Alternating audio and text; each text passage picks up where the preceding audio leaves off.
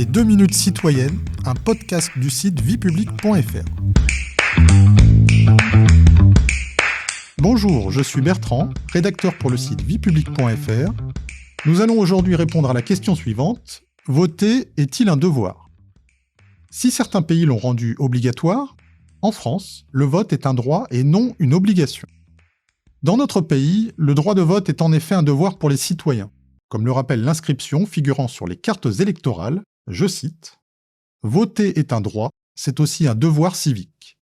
La question de rendre le vote obligatoire a souvent été débattue. Mais le vote n'est pas obligatoire par principe. Alors, pourquoi le vote n'est-il pas obligatoire en France ? Si le vote est un droit, on peut, comme tout autre droit, par exemple la liberté de réunion ou d'association, ne pas l'exercer. En effet, il pourrait sembler paradoxal de transformer un droit aussi essentiel en contrainte. D'autre part, obliger les citoyens à voter impose de vérifier que cette règle sera suivie. Il faudrait créer une sanction pénale efficace, faute de quoi la nouvelle obligation demeurerait lettre morte. Enfin, forcer les citoyens à participer aux élections pourrait avoir des conséquences sur les résultats, tels que l'augmentation des votes blancs ou des votes nuls, par exemple. Dans quel pays le vote est-il obligatoire ?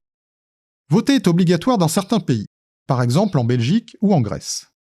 Ainsi, en Belgique, le vote est une obligation depuis 1893. Le non-respect de cette règle est sanctionné par une amende de 40 à 80 € et jusqu'à 200 € en cas de récidive, mais en réalité, les sanctions ne sont quasiment jamais appliquées.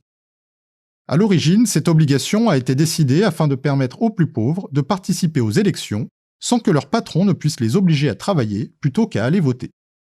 En Belgique, le taux de participation est pour chaque élection proche de 90%. Vous pouvez réécouter ce podcast et toutes nos séries sur vos plateformes préférées et notre chaîne YouTube. N'hésitez pas à vous y abonner. Et pour en savoir plus, rendez-vous sur notre site internet viepublique.fr et nos réseaux sociaux. On se retrouve très bientôt. Au revoir à tous.